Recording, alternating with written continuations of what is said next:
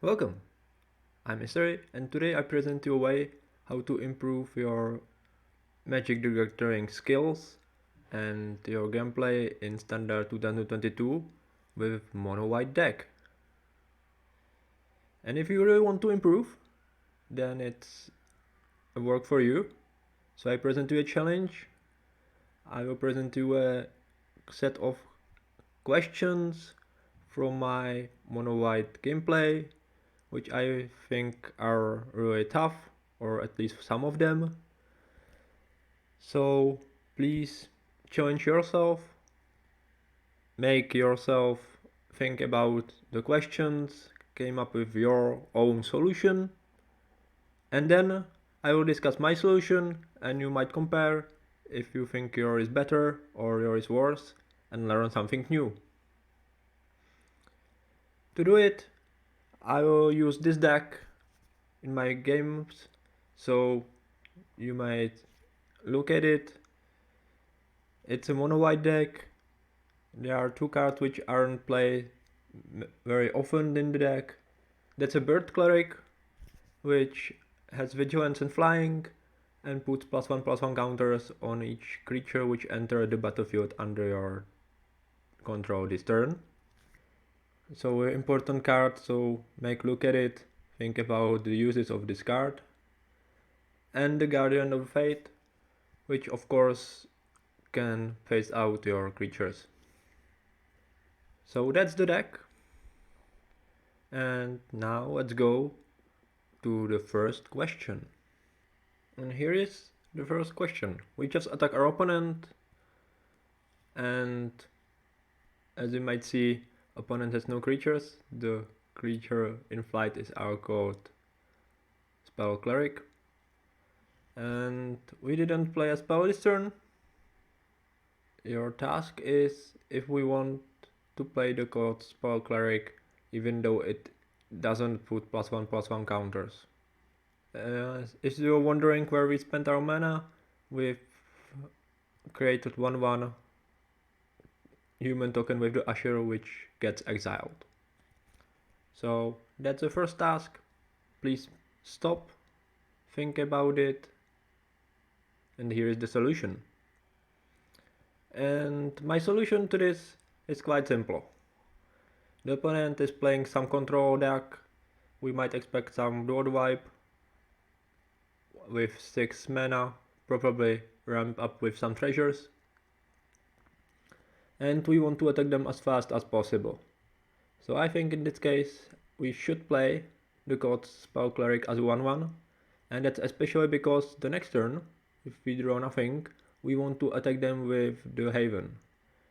So if we are waiting for a double spell them and we didn't hit a spell, then our turn is pretty bad and we've lost a point of damage.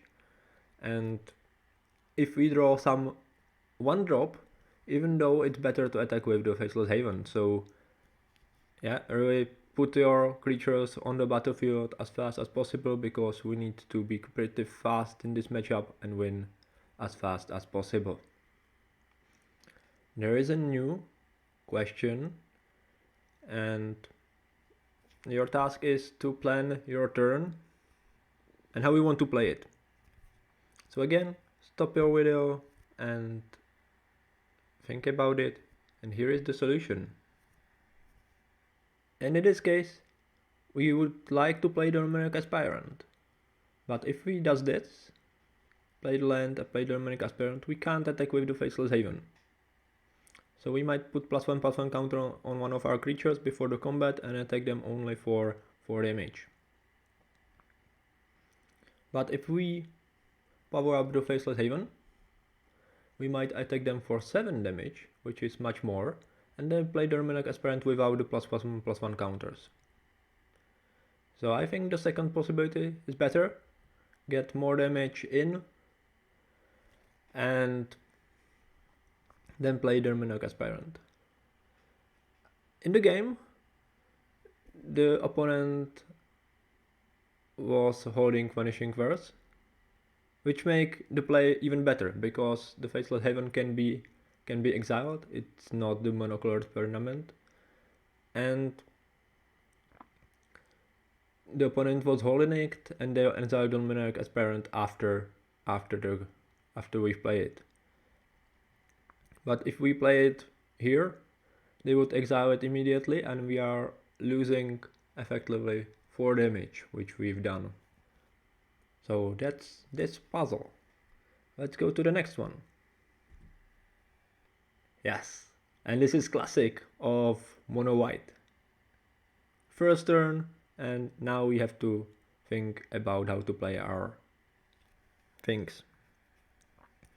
Because the Cold Spell Cleric gives +1/+1 counter if we play it the second spell in a turn.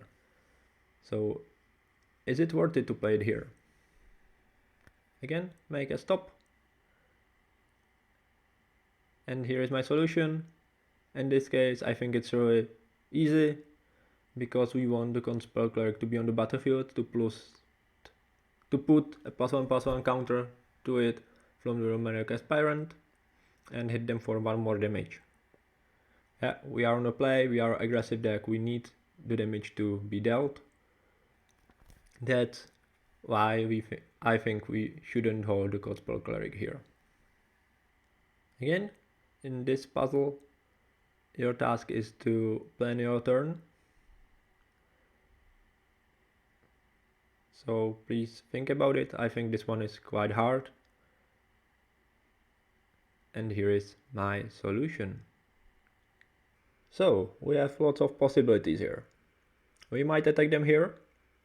We might play the Monarch Aspirant and put a +1/+1 counter on the Cold Spell Cleric and attack them. Or we might play the Clarion Spirit.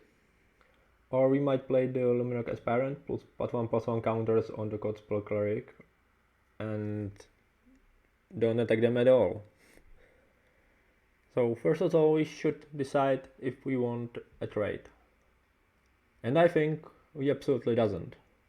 Because this is our creature which is going to grow with Luminarch Aspirant +1/+1 counters, and the opponent is getting treasures. If we don't want a trade, then we shouldn't play Luminarch Aspirant into attacking, because then they might use -1/-1 counters to kill one of our creatures, which is bad as well.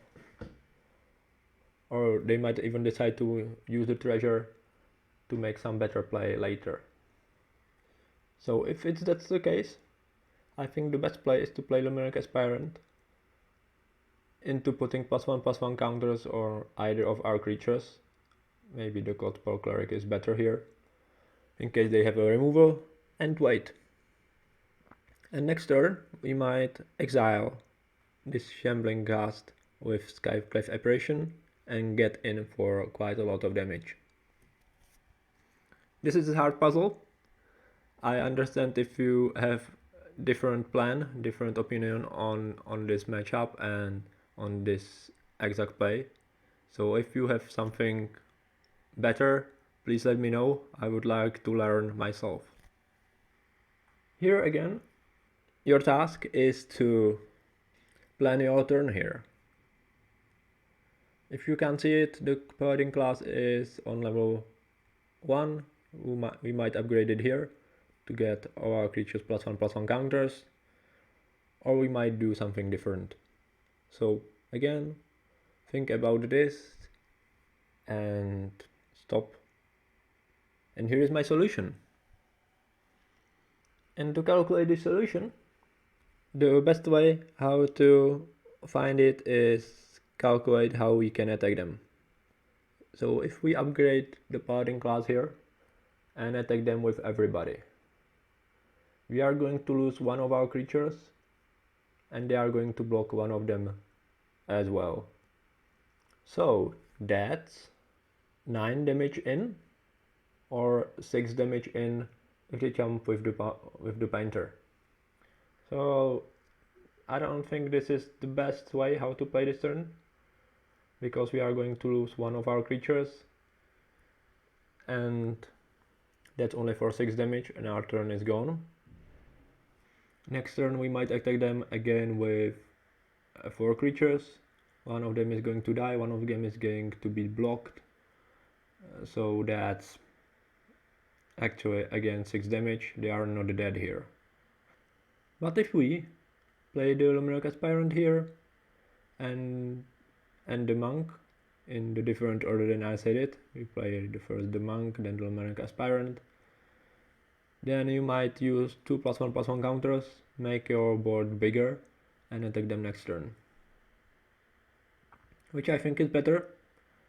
They are quite passive here, the dragon isn't attacking, so make the board bigger, and the next turn you might upgrade the class and get in. And if they don't play lots of creatures here, we might even get in for 12 damage, which immediately works in our favor. And if we are able to play the Grandmaster here, then it might be even better. In this task, your goal is to plan your turn. There is some information you need to know about it, and that's it, that there is blood on the snow in our opponent's hand, which we know about, and there is a lot which cost 2 more because it was hit by Elite Spellbinder. And to evaluate the situation correctly, you need to know that for the blood on the snow, there is nothing of importance in our opponent's graveyard. If they are going to use it, they're most likely bringing back the merchant which is currently on the battlefield. So stop and think about your play. I encourage you to retry this one because I think it's really hard and I even misplay it in my game. So here comes my solution, and I think we need to be really aggressive here, and we need to spend all our mana as possible and play as much creatures as we can, because and this is important, we need to force our opponent to play blood on the snow first here. Again, we need to force our opponent to play blood on the snow first before they play the lot, because if they play the lot, create the spiders, then we can't win. There is no way we are going to be able to force our way through the spiders. So with that in mind, I think that's the best play is to play the portable hall, hitting the eye twitch here. The opponent is going to sacrifice it to the merchant, and they play the Cold Spell Cleric, upgrade one of our flyers, hit them for 8 in the air, putting them at 9 lives, and play the Shayla. If he does this, the opponent, when they hit the land, which they most likely are, because they are drawing the card from the merchant here, they might play the lot here, but they are spending all of their treasures, and we might be able to kill it here.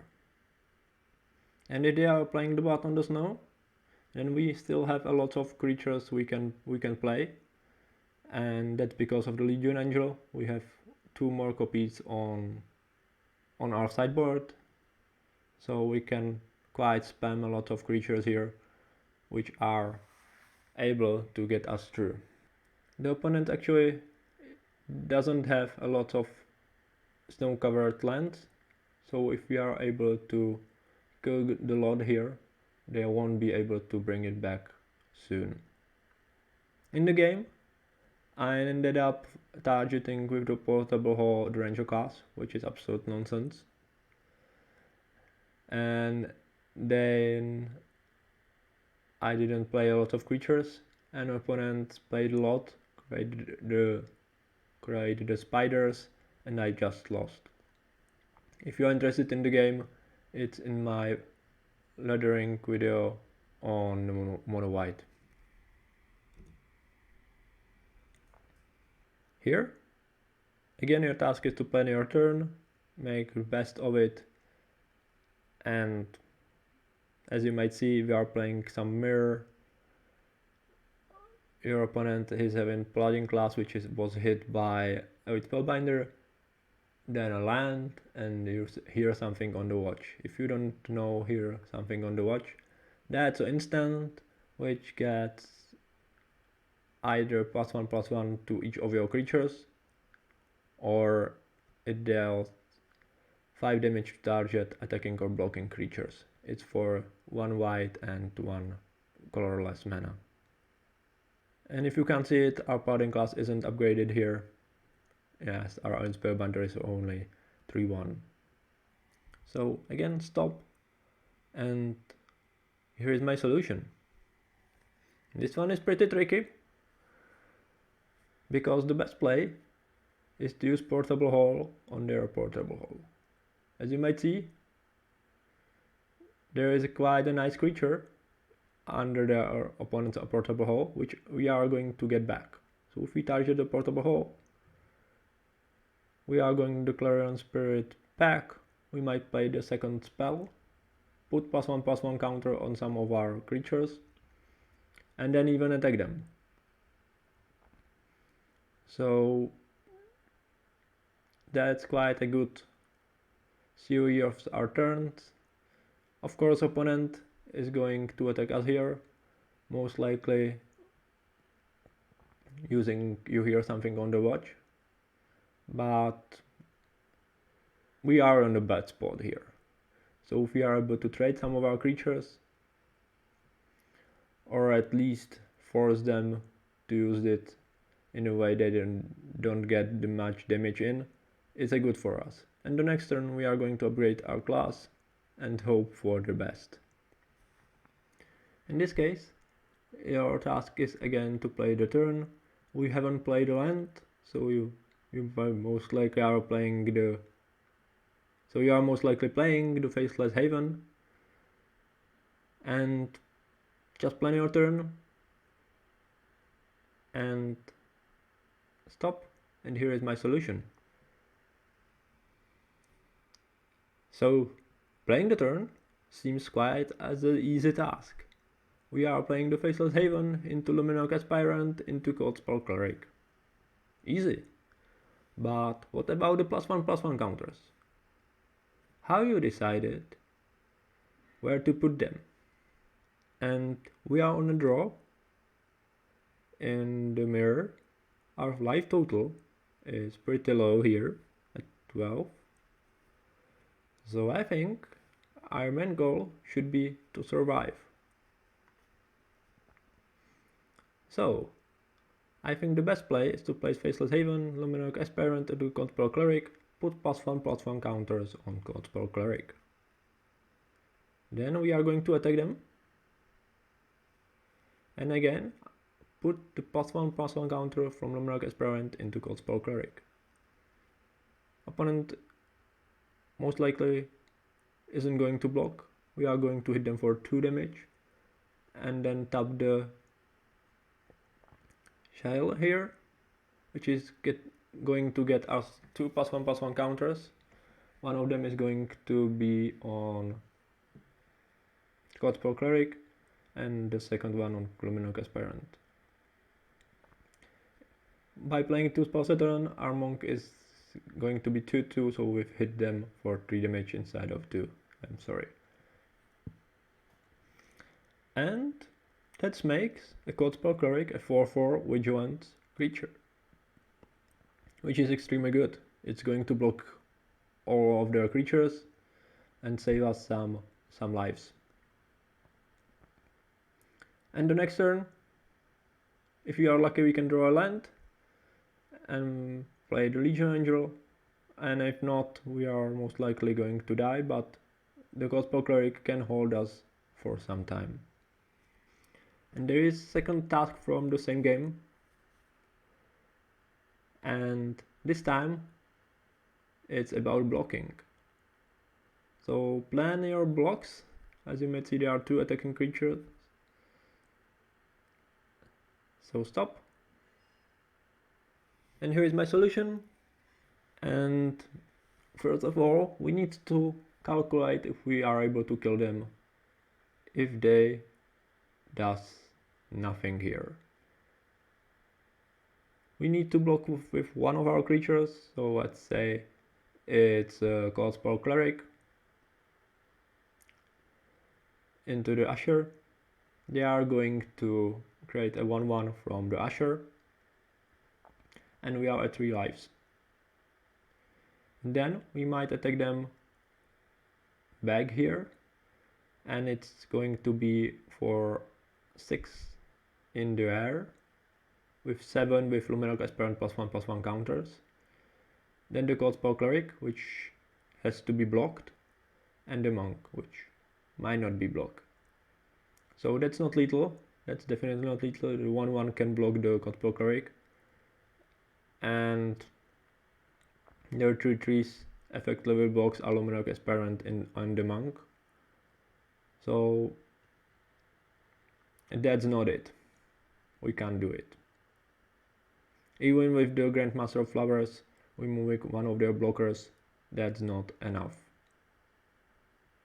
We might throw some pretty bad blocks for them, but we are 3 damage. When we are at 3 lives, and they have the flyer and possible dragon from their mana base, we shouldn't do it. That's not the way. So in that case, I think the better play is to trade here. So may the Legion Angel and the God Cleric here, just as a blockers, preserve our life total, get their creatures to the smaller size, even because we need the Powering class to be less effective here, and next turn play again Legion Angel, make it bigger and try again, because we have a pretty powerful cards in our hand. We don't need to be fast here, just trade, play more creatures, and by the time you should be able to overpower them. And this was the last puzzle. I hope you enjoy the content. If you have something to improve in my gameplay, in my solutions, please let me know. I hope you learned something new too, and see you next time.